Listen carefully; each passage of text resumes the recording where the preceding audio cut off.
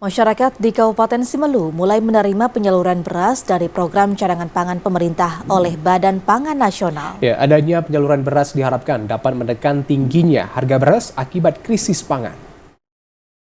Badan Pangan Nasional atau Bappenas mulai menyalurkan bantuan beras cadangan pangan pemerintah untuk bulan September hingga November 2023. Penyaluran tahap 2 ini melibatkan PT Pos Indonesia dan Perum Bulog.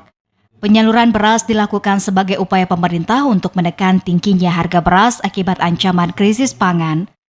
Pada penyaluran tahap 2 ini dilakukan di Kecamatan Tepah Tengah dengan menyasar sebanyak 245 KPM dari 4 desa.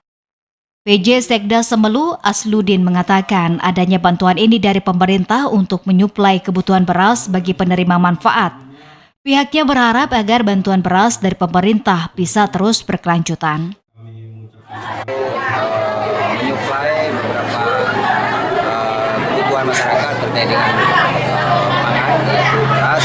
Oleh karena itu, kedepannya kegiatan itu tetap lanjut untuk mencegah tidak terjadinya semacam kekosongan. Bantuan beras yang disalurkan oleh pemerintah diharapkan dapat menekan tingginya angka inflasi serta menjaga ketersediaan beras untuk masyarakat di Kabupaten Semelu. Dari Semelu, Al-Ashab TV Raja melaporkan.